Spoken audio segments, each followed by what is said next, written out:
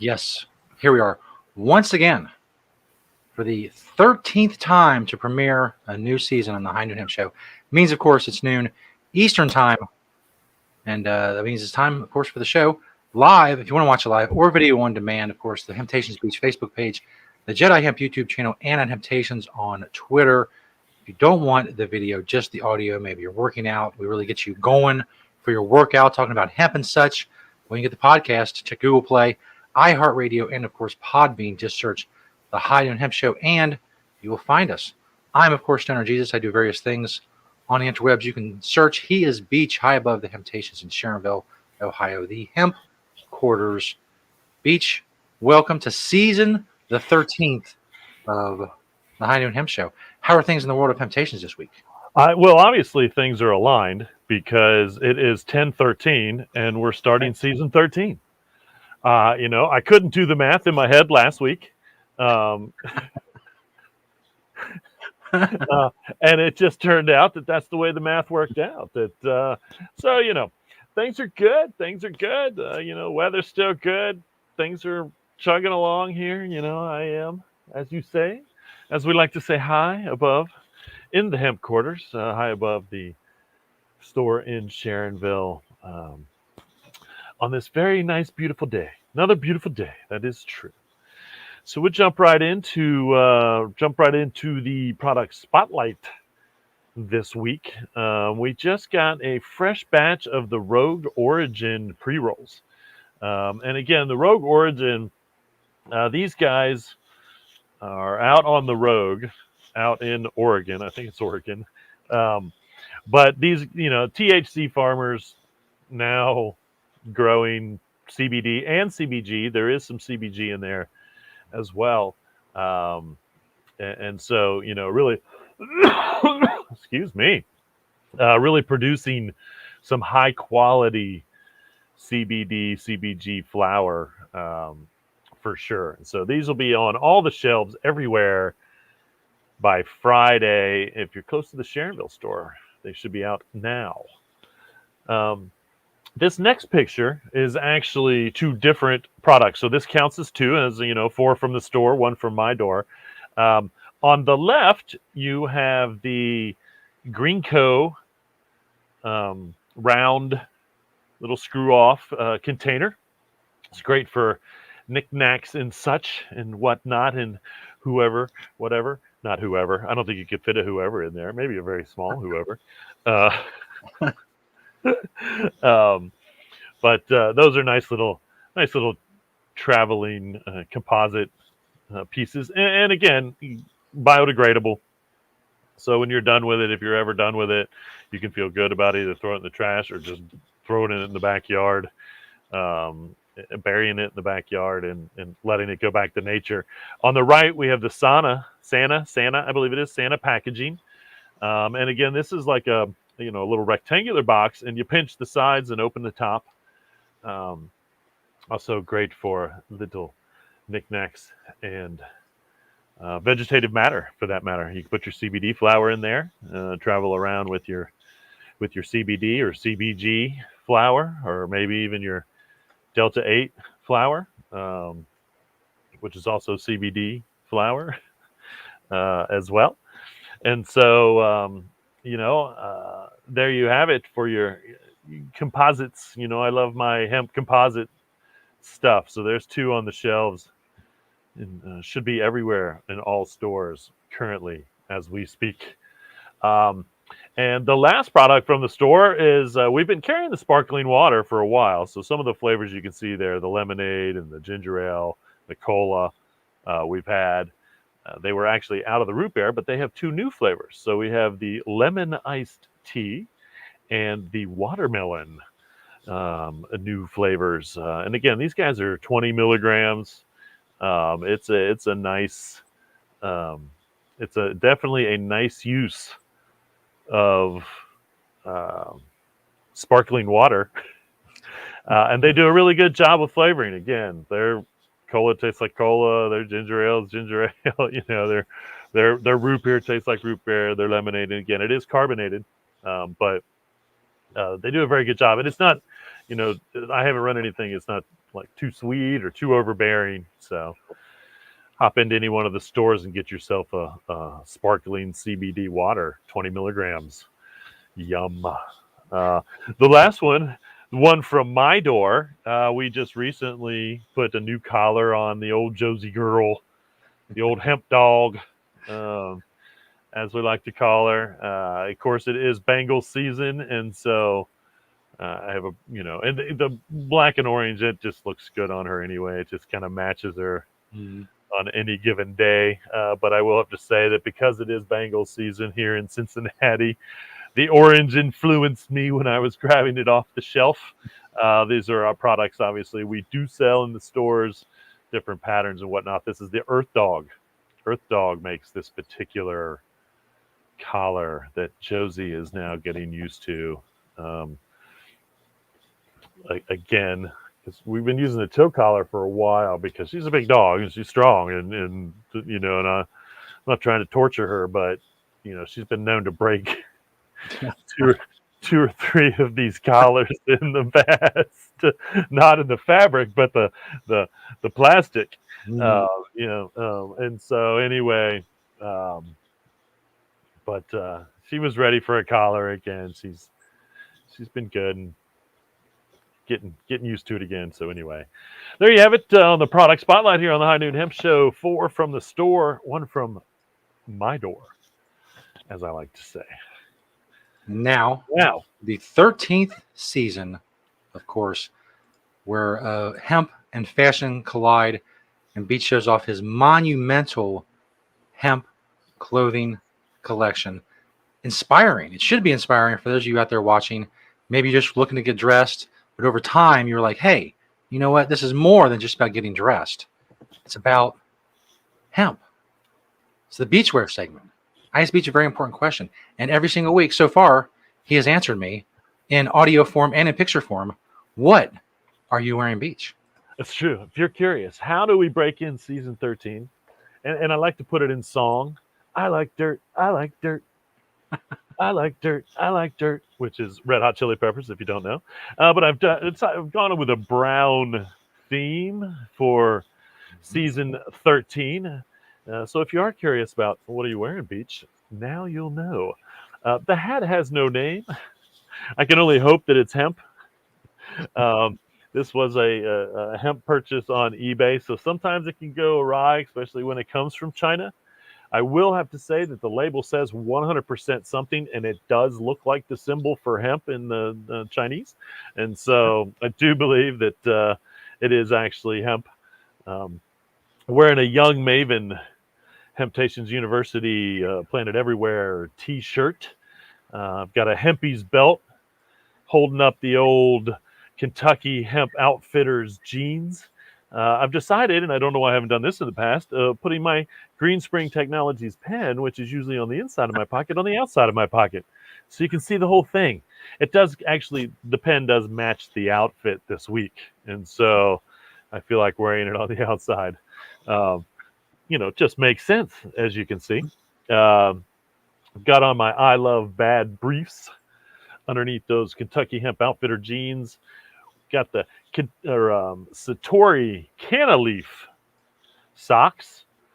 Bringing it all together is a pair of hemp Nikes that I don't wear a whole lot, but it's almost like kind of a camouflagey brown trim. And so there you have it. If you are wondering, how do you dress for season 13? Brown for dirt. Because without dirt, we cannot have hemp. It's true. It all starts from the ground up, no matter what you say, whether it's a grassroots movement to change something. Nothing gets changed from above anymore. It all has to start on the ground, grassroots. And the hemp plant is no exception. It starts on the ground. So there you have it on the What Are You Wearing Beach segment of the High Noon Hemp Show. We'll jump right into the news. Big news. Big, huge California-sized news. Wow, that's big. It is big. California has approved CBD to be added to food and drinks. And I believe, I'm not positive, that they have also approved CBD flower to be sold, which I didn't know was actually illegal in California. I did know that it was illegal to add CBD to food and drinks in California. I believe that this is a direct reaction to the FDA's lack of appreciation for doing something with CBD. And, California, amongst all the other states that are smart enough to realize this, finally said, well, guess what?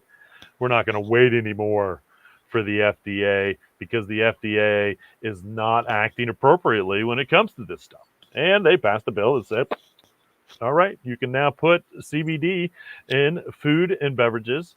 And I'm going to have to look into, I saw a headline that said something about the smoking of it. So, that is, California was one of the only states that actually regulated that. I don't know if there may be one or two others that have done the same with food and beverages. Now, there are a handful of states that have done the flower ban, so to speak, the smoking ban of CBD.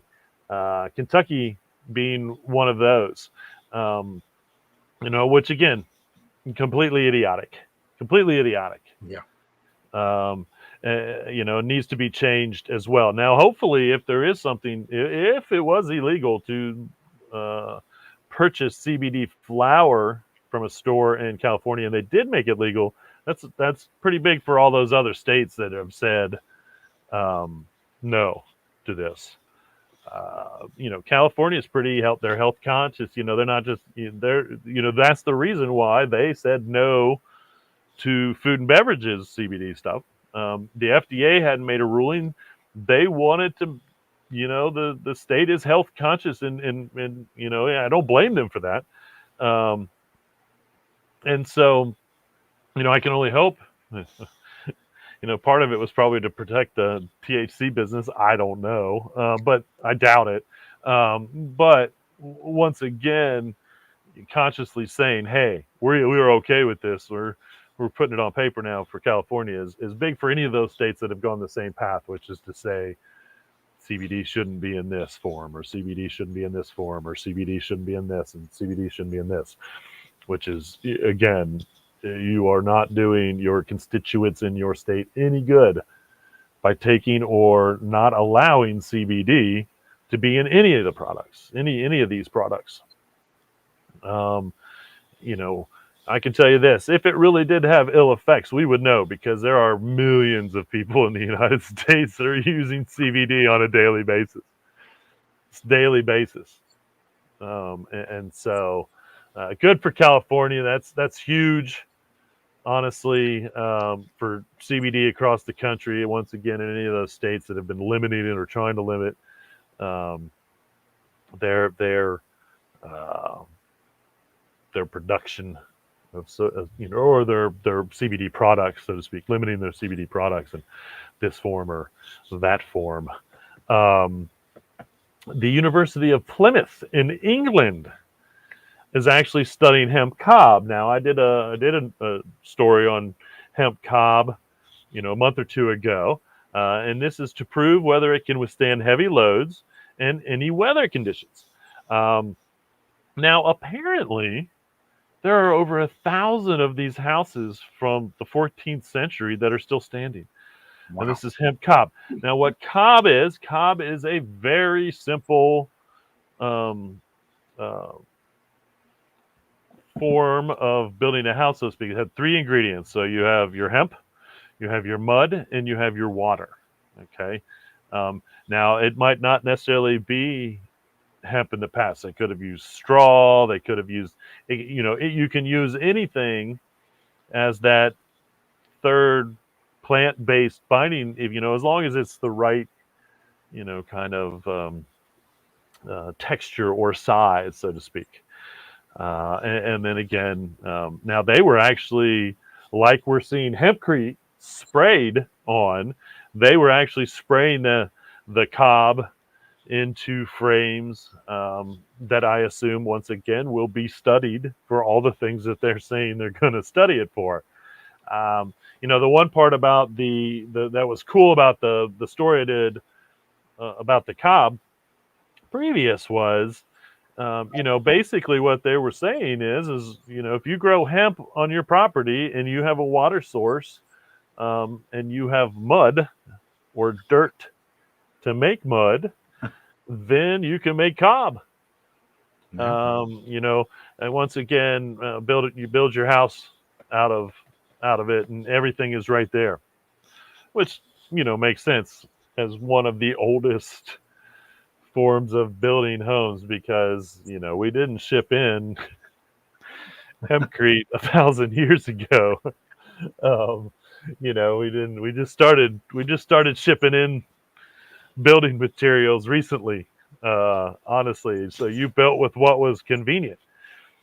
And of course, once they were growing more hemp, they were finding out how strong it was. It was getting worked into the mix, um, everywhere, including England, into houses. And so, this is going to be good because we're going to have university findings. And again, these are just be English standards of building, but to prove that it can be, used to build buildings or houses or whatever, um, you know, compared to today's standards, is a big step forward. That's what we need to do with hempcrete in the United States or somewhere in the world. It needs to start somewhere, I suppose, to do the studies to prove the structural strength of hempcrete, the weight loads of hempcrete, and those things, um, so that when they do bring in the crete mix, it's hempcrete and it's at least more environmentally friendly than the current crete mix that we're making. And there is no lack of making things, building things. How cool would it have been if the Ben Spence Bridge right here in Cincinnati was redone with hempcrete? If it's ever done, It's real. That's for sure. you know. So we'll see. But I hope to see the results, get some results on that University of Plymouth study, uh, one way or another. Molson Coors, the big Molson Coors beer company, beverage company, I should say, because I'm sure that's not all they make. They probably bottle water too, because who doesn't? Is legitimately getting into the CBD drink game. Now, it's not going to be added to their beers yet, but they are investing heavily into a line of CBD based, like it might have been sparkling water, because they are also getting into the sparkling water game, just like everyone. Everyone has, it's going to be, and again, this was, sparkling water was huge, in my opinion, like 2 years ago is when it hit. And you can tell now it's 2 years later, the beer companies are finally saying, hey, you know what? We should make sparkling water, alcoholic sparkling water, because people seem to like that stuff. And I have to say, it's quite genius. I'm not going to doubt that. As soon as they can just now then, the next thing is to figure out how to put alcohol into non-carbonated water so that you can't taste it. That's a terrible goal. People will drink it even more like water than they are drinking it now like water. But another big name saying, yes, we recognize CBD in beverages. And of course, this may have been hand in hand. I don't think Molson Coors, I believe, is probably still in Colorado. So this doesn't have anything to do with California. This is just them finally saying, hey, we're in Colorado and there's a lot of CBD in Colorado. We should do something with this stuff. Or someone was smart enough to go to them and say, hey, we've got a lot of CBD. Let's make a whole line of drinks. So anyway, it's a good thing. It's a good thing. This is a really good thing. I needed a drink. Sorry, folks. You can see I had a drink from my hemp coffee mug.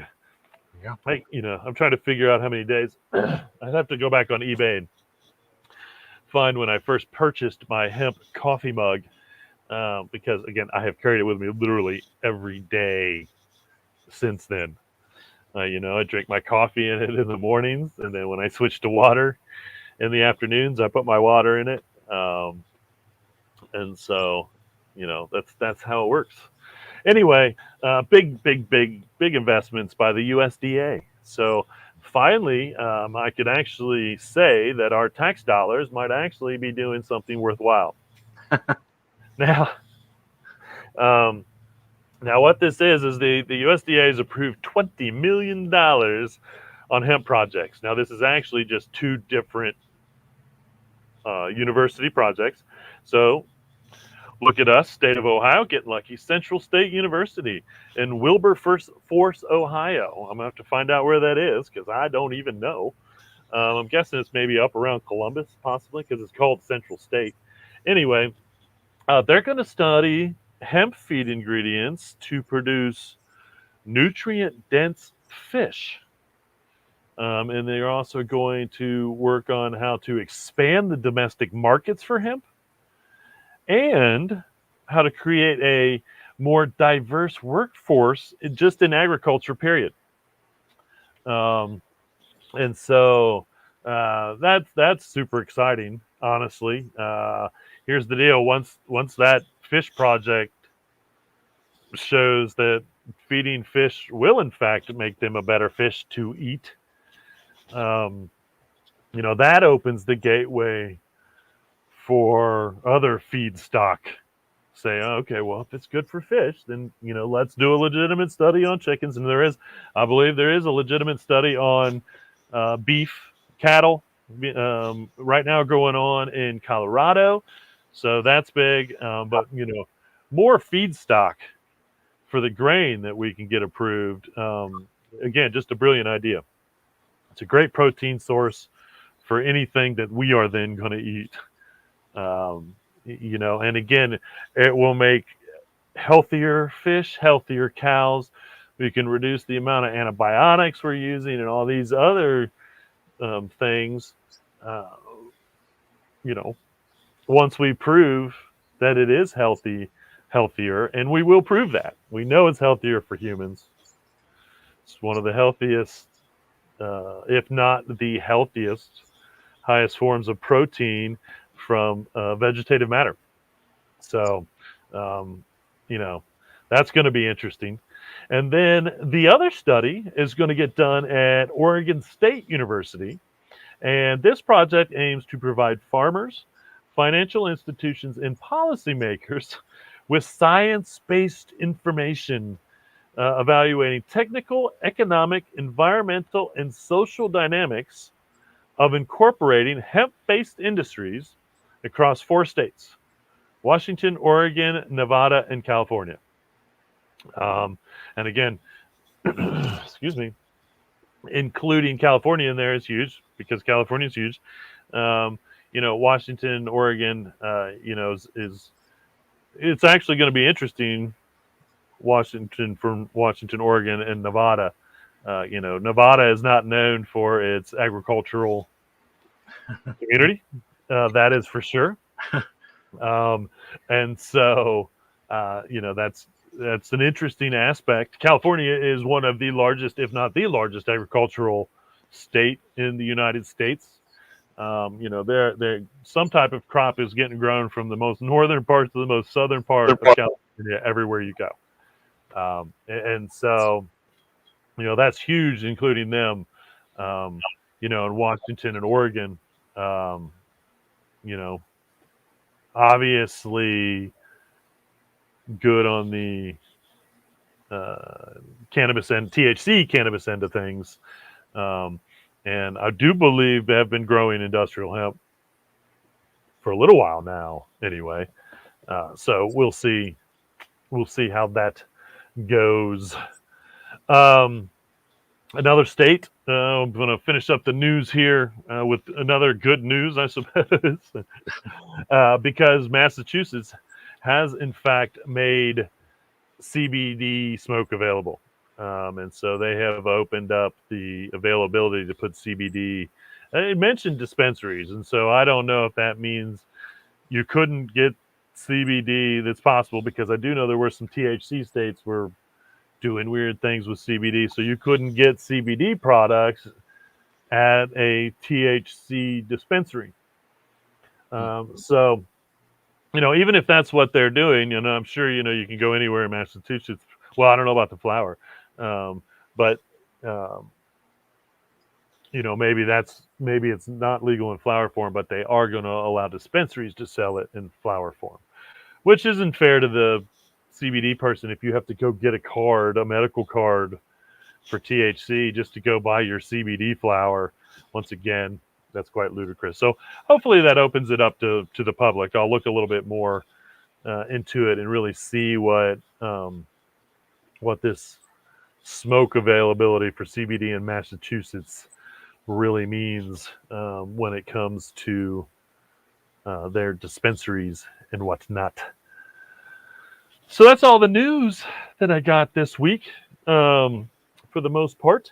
A little bit of events going on, not a whole lot. Still, again, you got the Hemp Maze in Minnesota, which I love saying, as everyone knows. It's in Zumbrota, Minnesota. You can check online for Hemp Maze, Minnesota. Just Google Hemp Maze, Minnesota, and they should pop up. I know they have limited scheduled hours as to when you can do it. And I believe you can actually take a tour of the farm there as well if you're anywhere near Minnesota and you want to go through a hemp maze or possibly tour the hemp farm there. That would be cool. We are seeing, check your local listings, as they say. I usually just Google hemp events. Now you could Google hemp events in your state and see. I am seeing a lot of hemp farm tours popping up. It is that time of year where, the fields should be high and ready to go. If you're growing for grain or fiber, they should be beautiful flowering fields right now. If you're growing for CBD, which would be cool as well. So, look into your local states and see if there isn't maybe a hemp field tour going on right now, as there is in Minnesota. November 2nd, we got the Pennsylvania Hemp Summit in Lancaster County at the Lancaster County Convention Center. And again, this is, Pennsylvania has a huge history of growing hemp. They are, encouraging the farming of hemp in Pennsylvania now, and so this should be one of the better summits. Well, it's one of the only summits that I've seen. So if you're looking to go to a hemp summit, this is the one. Look into that. November 12th, again, this is just kind of because I love what this is called. It's called Sip, Smoke, and Paint, and it's CBD and Happy Times Entertainment, and this is going on in Brooklyn. And I'm not positive exactly. I might have to look to see the location. I'm not positive where that location is. But I'm sure if you just Google Sip, Smoke, and Paint Brooklyn, if you're around there, it's probably going to pop up. It's going to tell you what's going on. Super fun stuff. And of course, we've been waiting a long time for the Hemp at the Crossroads, and it is just a month and a half away. December 1st through the 3rd, you've got Hemp at the Crossroads in Plainfield, Indiana. And again, Indiana, embracing the hemp farming world. Indiana just opened up the largest hemp processing plant in the United States, Hemp Prize. And so, if you're around or in Indiana and you want to get into hemp farming, this is definitely the event you want to go to. The Hemp at the Crossroads in Plainfield. Well, that's all the events I have. That's all the news I have. That's everything else I have. Normally, we end the show with Ask Beach Anything or Beach Thoughts. I tend to give my thoughts throughout the show. If I did have any thoughts to this particular show, it would definitely be that I am thankful that we are moving forward in some of these states, especially California, when it comes to banning CBD in anything or in any form. It does seem to me that the states that are trying to do this are logically reversing their actions almost everywhere. And so hopefully this causes a little swell in some of those other states that have said, whatever, for whatever reason, you can't have your CBD in this. And for whatever reason, you can't have this form of CBD. And the most absurd part about all of it is, once again, and I've said it 1,000 times, I'll say 1,000 more times, is if you can say I can have it in this form and not this form, that's to me absurd. I understand the health issues with condoning, not promoting, maybe condoning the smoking of anything. But on the same hand, prove cannabis smoke is unhealthy before saying we can't smoke cannabis. This is the issue whether it's THC. This is the issue whether it's CBD, Delta 8, whatever it may be, whatever form of cannabis flower that we're smoking. If you're going to tell us we can't smoke it, well, then tell us that it's more harmful than tobacco and ban it. That's what you really have to prove. You have to prove that it's more harmful than tobacco. And then tell us we can't have it, which is 100% undoable.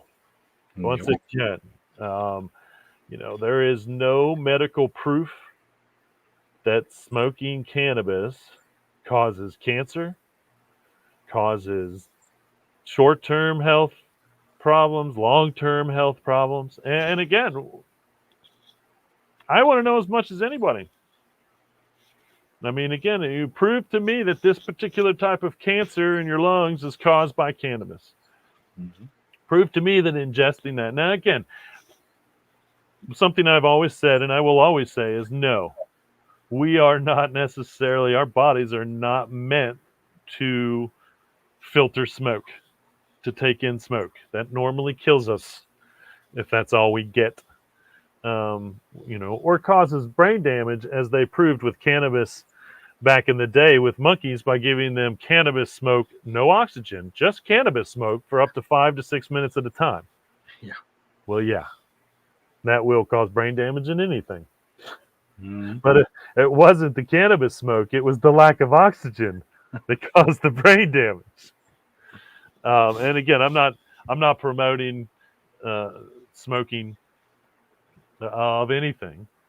But once again, if humans in America are allowed to go to the corner store and buy tobacco, which we know medically causes cancer and causes health issues, but they can't buy cannabis, which has not been proven to cause any type of short-term, long-term health issues, then that's not fair. That's just not fair. And that's all I've ever been. That's all I've ever wanted. Equality, fairness. That's what everyone should seek, that in all aspects of their life. Absolutely. I don't want more than the average person. I don't want less than the average person. I just want the same as the average person. That's what makes us average. I want it to be fair. I've always wanted it to be fair. And so that's the way it should be with cannabis. Whether we're growing it, it needs to be fair. It needs to be looked at just like all the other agricultural crops when it's non-THC until the THC laws, federal laws, are changed. I mean, I think that THC farming should be looked at as equal too. It should require a special license, blah blah blah. But especially with industrial hemp, it's not fair right now. It's not fair to the farmers. It's not fair to the producers. Most of that, because there's all these extra things that they have to go through to do it. And it's not fair to the consumer to say you can have your tobacco and smoke it all day long, but you can't have your cannabis, whether it's CBD or whatever, and smoke it all day long. Even though there's more probably proven health benefits from CBD than have ever been proven health benefits from tobacco.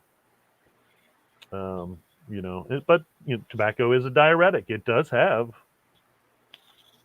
benefits, but not when you smoke a pack a day. Half a pack a day. If you use it medically, you shouldn't. Again, it is what it is, and we need CBD products to be. It just needs to be fair and equal. That's the consumer laws. Those are federal consumer laws, in my opinion, saying equal. If I can have CBD in the tincture form, then I should surely be able to have CBD in its most natural form, which is the flower. That's nature.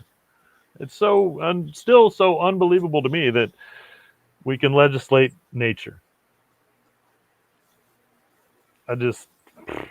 Still just baffling. When I say it out loud, it still happens. We legislate nature. It's just absurd. It's absurd. It's absurd. It's absurd. There's my beach thoughts. It's absurd. It's absurd. It's absurd to legislate nature. And so let's get along. Let's do it. Thanks everybody for watching the show today. I appreciate it. Whether you're watching live or you're watching later at the Jedi Hemp channel on YouTube or any one of those other places, I do appreciate it. And remember, reduce, reuse, recycle. Make everything else out of hemp. Having hemptations. See y'all next week.